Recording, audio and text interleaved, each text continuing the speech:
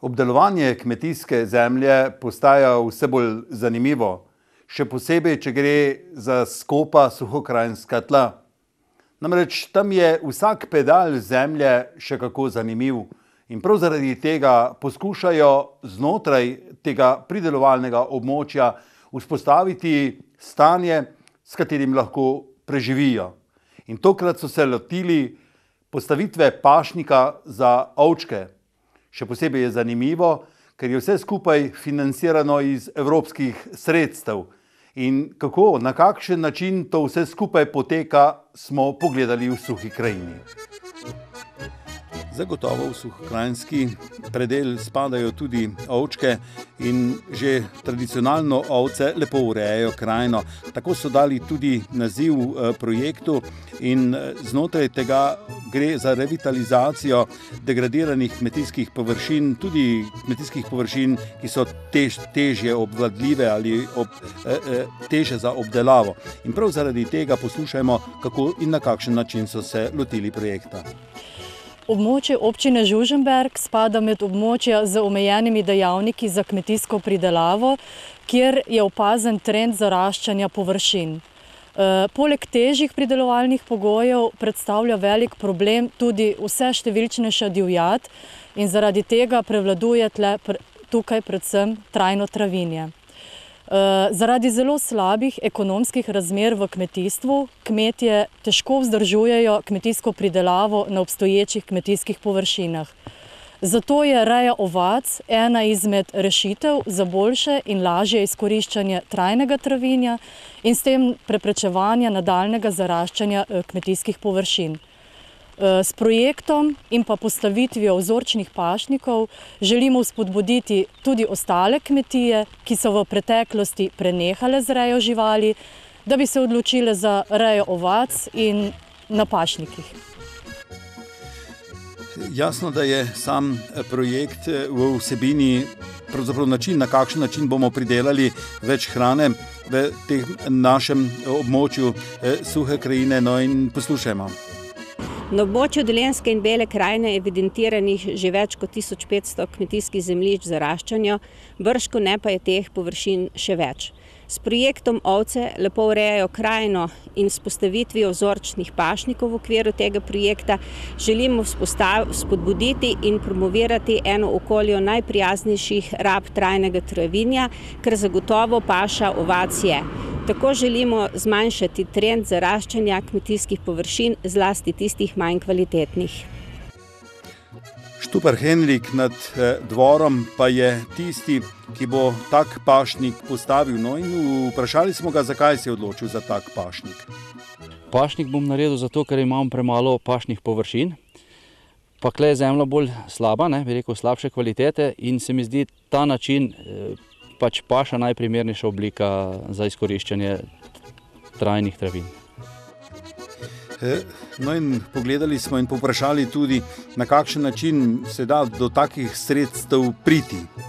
Prispevek je pripravljen v okviru projekta Ovce lepo urejajo krajino, ki je del načrta izvedbenih projektov za leto 2011 in je delno sofinanciran iz sredstev LEADER, 4. osi Evropskega sklada za razvoj podeželja. Organ upravljanja za program razvoja podeželja Republike Slovenije za obdobje 2007-2013 je Ministrstvo za kmetijstvo in okolje. Udejanjanje kmetijske politike je zagotovo nekaj, kar na koncu pomeni tudi določen razvoj. Pa vendarno, na kakšen način je zasnovan projekt?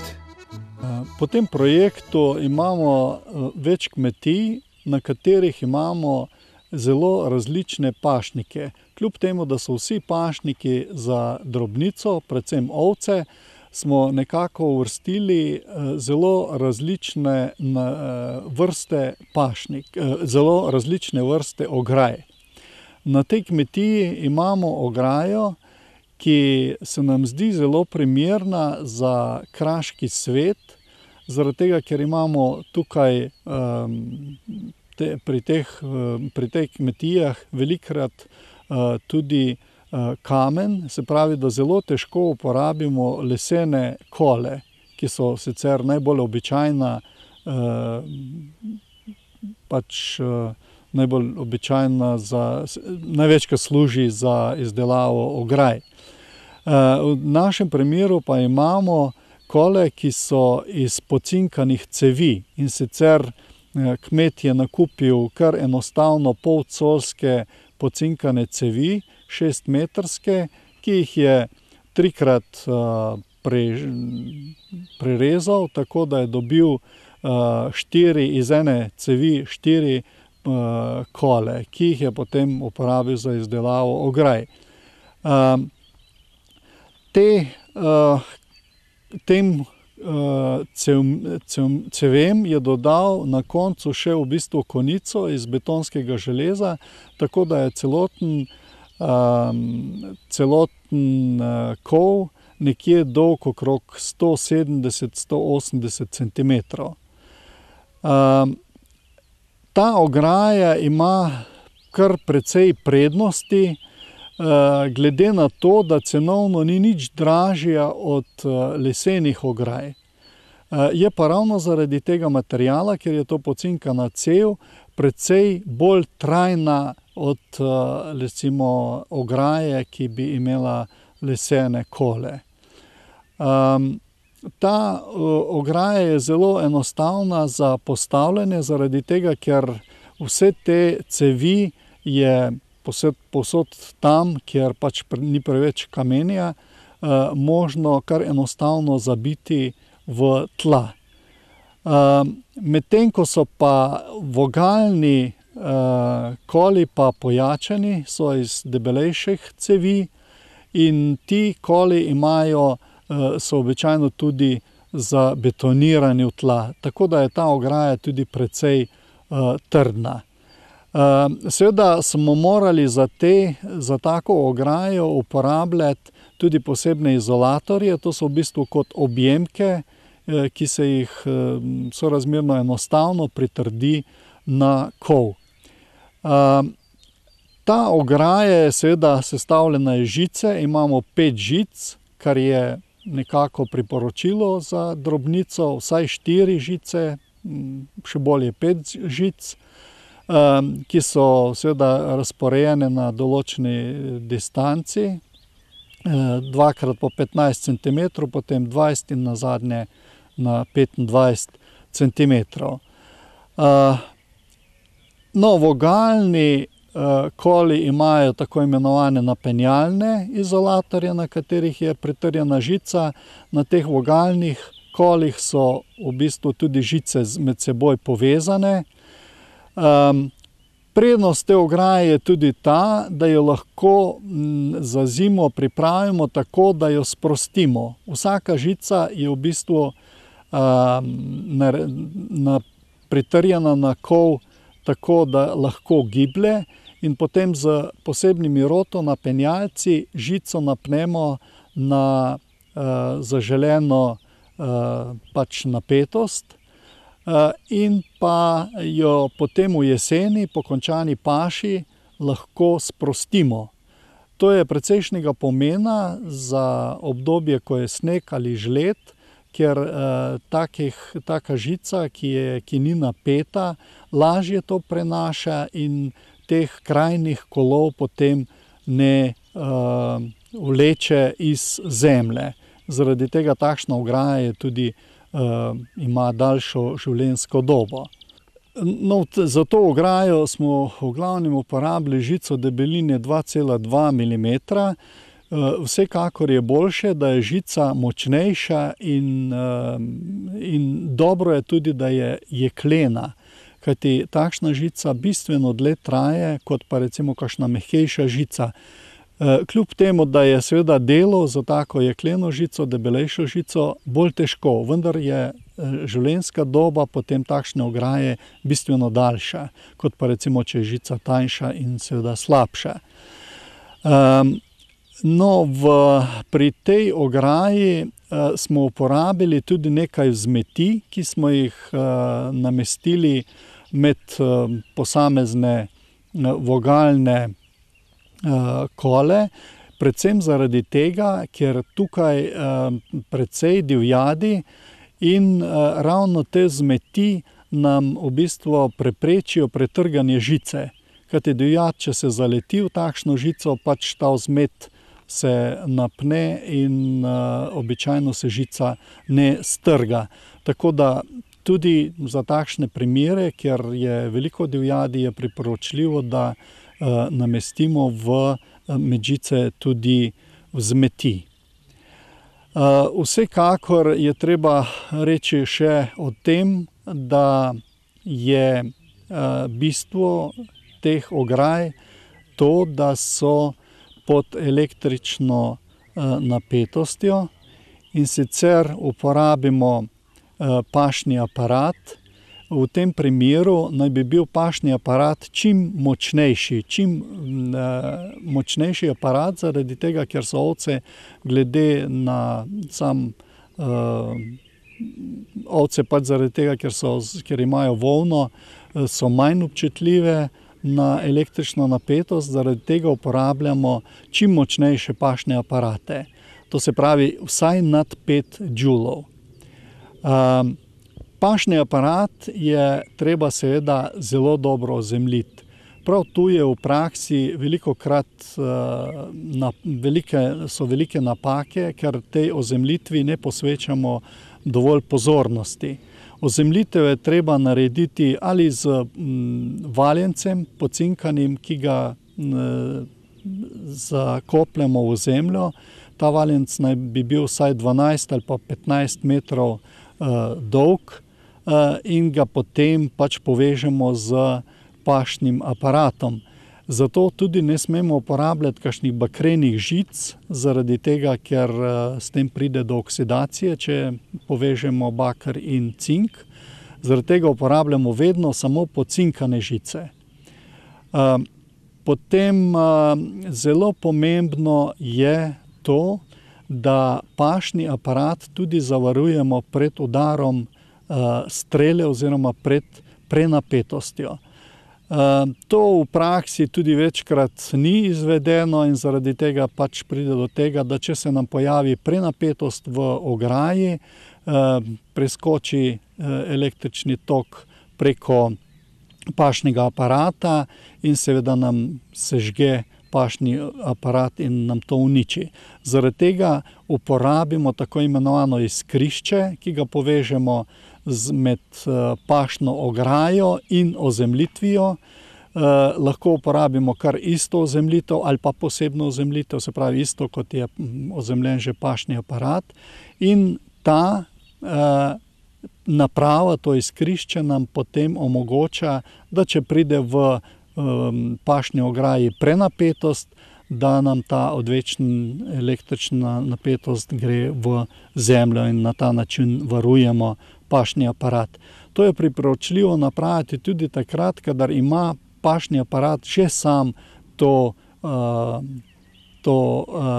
varovalo pred udarom prenapetosti. Kljub temu priporočamo, da to še dodatno naredite.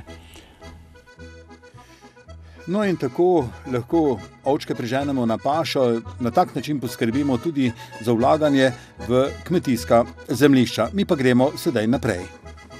Salamjade pravzaprav spadajo tja v sevniški predel, ampak tudi v Novem mestu je veliko tistih, ki so iz Sevnice prišli in v Novem mestu zasnovali izdelovanje salam. Niso ravno kmetovalci, so pa ljubitelji, ki znajo izdelati dobro salamo. In prav zaradi tega smo poskušali skupaj spraviti salamjado ponovno na povsem nov način. Gre za to, da dobi veljavo salama in salamar. In tokrat na novomeškem trgu.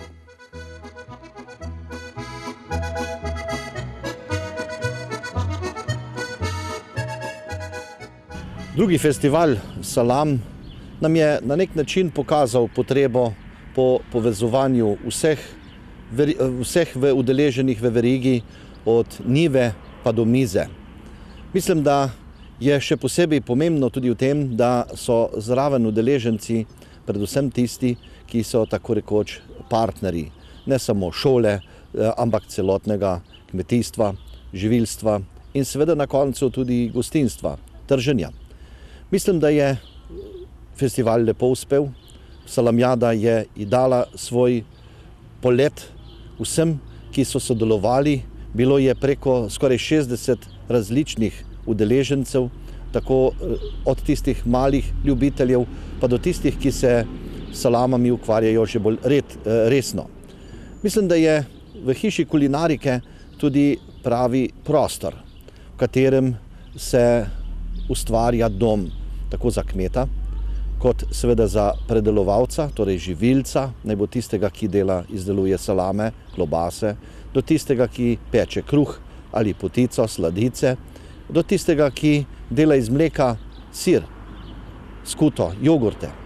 In seveda vsi tisti, ki potem na koncu postrežejo ta izdelek iz njive, iz naših predelovalnic gostu.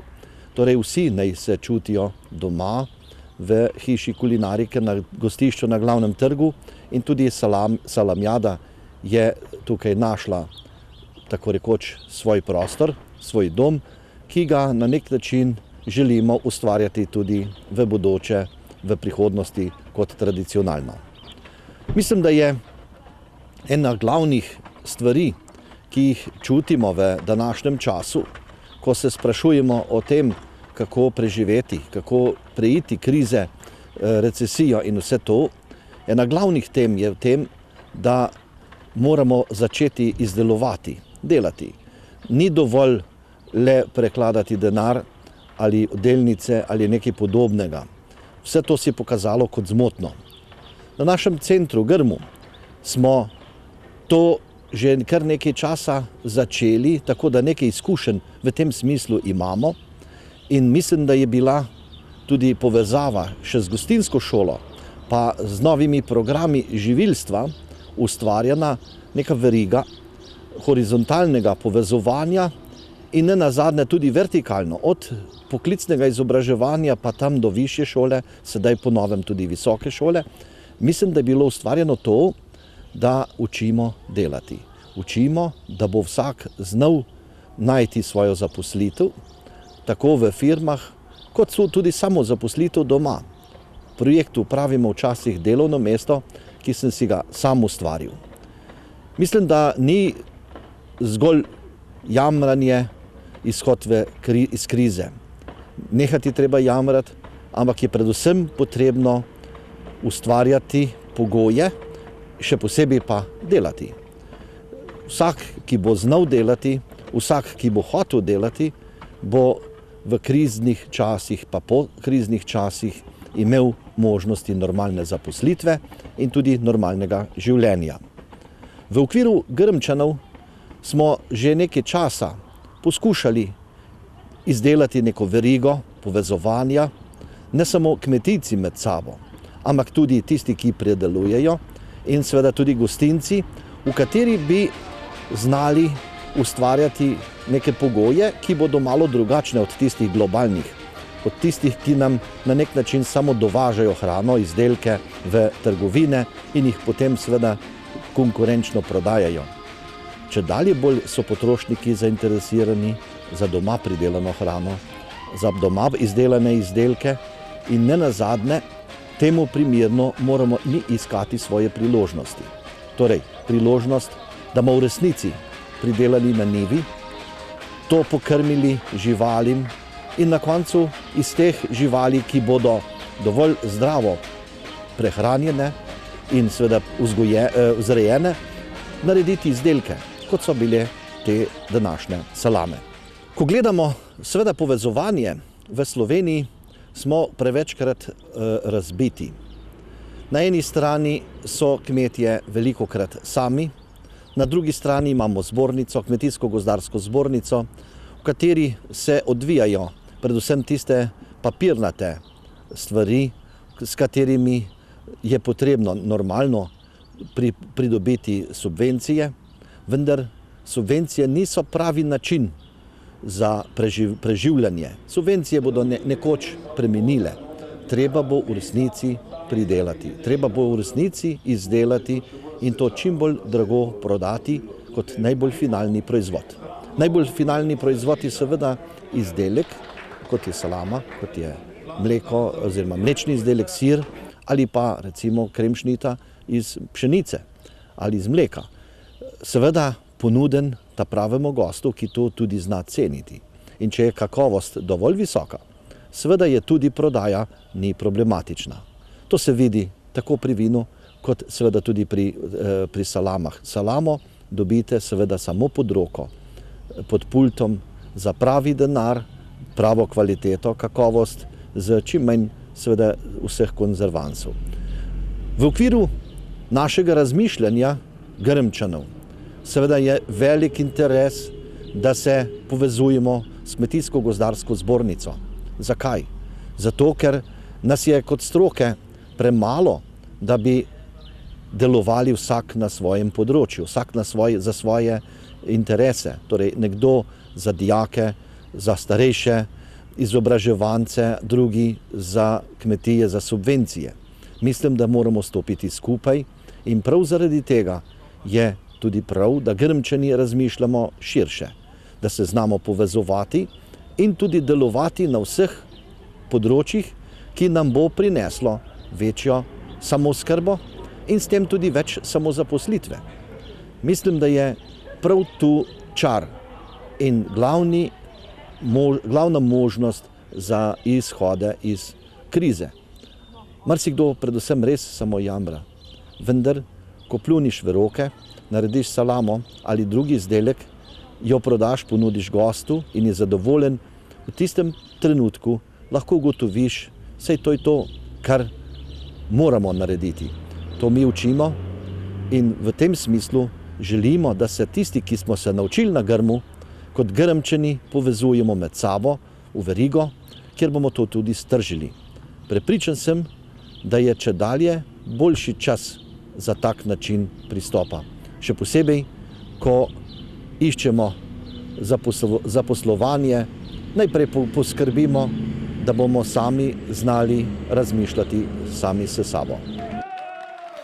Ja, prav zaradi tega je salamjada na glavnem trgu nekaj, kar povezuje predvsem potrošnika, pridelovalca hrane in tistega, ki izdeluje take odlične salame. Jasno pa, takrat, ko gremo na njivo, rabimo tudi stroj.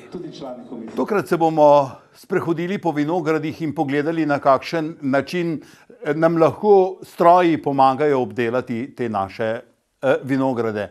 Cvičkarija bo kmalu, no in ne zato, ampak predvsem zato, ker moramo takrat, ko nabavljamo kmetijsko mehanizacijo, razmišljati, da nam bo v pomoč na kmetiji.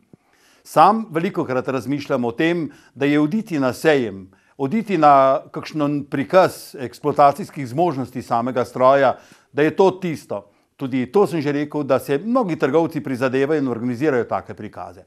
Ampak tokrat sem učel kmetu domov in ga povprašal, na kakšen način on razmišlja o strojih. Gospod Franc Zalokar, poglejte, znotraj tega našega prostora, kmetijska svetovalna služba, potem so zadruge, trgovci, potem je tu kmetijska šola. Kmet je pravzaprav prepuščen, da se odloča o kmetijski mehanizaciji sam. Na kakšen način je pravzaprav potrebno na kmetiji razmišljati? Kaj je tisto najbistvenejše in kako priti potem do momenta, ko kupimo nek stroj?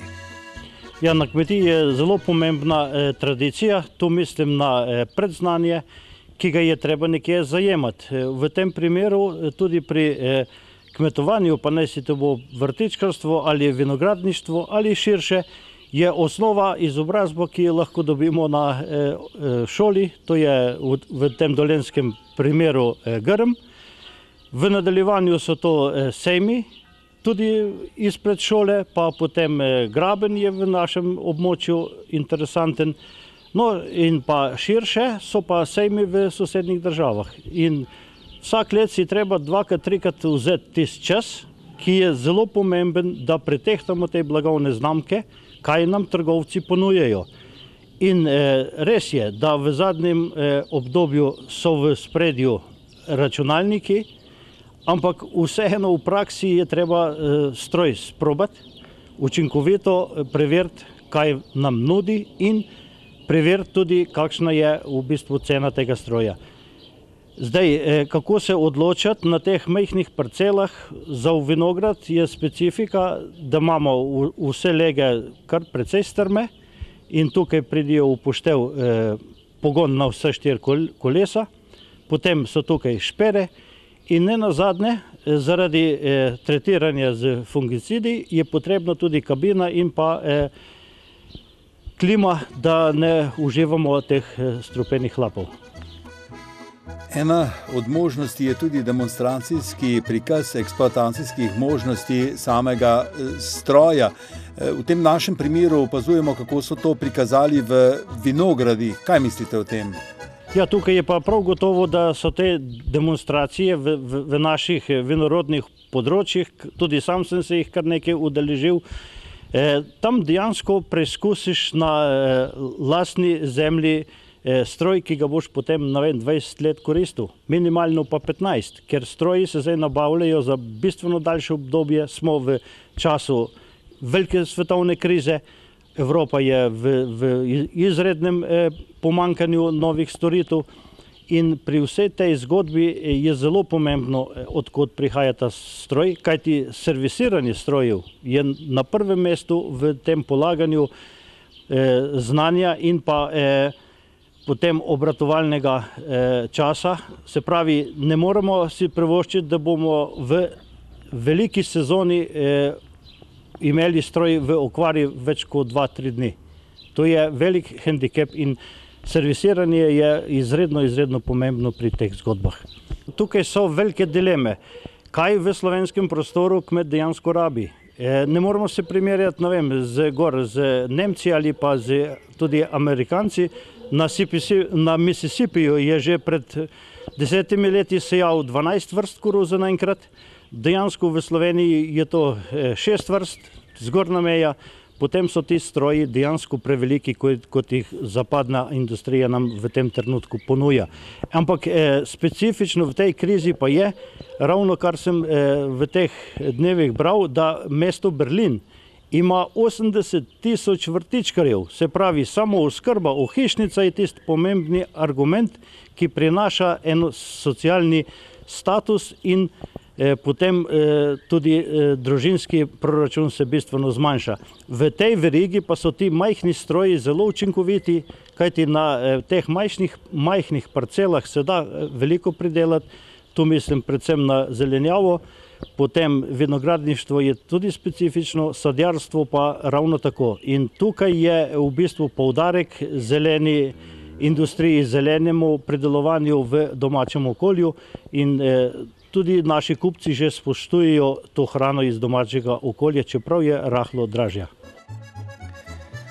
Taki prikazi, kot smo ga videli danes, so tisti, ki dajejo možnost, da razmišljamo o strojih na pravi način, da si kupimo prijatelja, ne pa, da nas trgovci posiljujejo z vsem možnim blagom, ki je ali pa ni dobro. Stroka pa bi morala tu odgovoriti na vprašanja. Tu mislim tako na kmetijsko svetovalno službo, kot na šole, kot na zadruge in druge stanovske organizacije, ki pravzaprav zgubljajo bitko, bi lahko rekel, s trgovci, ki nam ponujajo stroje vseh blagovnih znamk. Vedno pa se na koncu vprašamo, kako je s servisiranjem, kako je z eksploatacijo in to smo danes gledali. No, ob koncu pa bi rad rekel tole. V slogi je moč. Naj si bo to Zavod za turizem, naj si bo to Kmetijsko-gozdarska zbornica, naj si bo to kmetijska šola, naj bo to kmetovalec, naj bo to trgovec. Vsi smo v isti skledi in z žlicami zajemamo tisti, ki se nam ljubi zjutraj vstati, oditi na polje, ga zaorati, posejati in nato na koncu pobrati. Samo tako gre.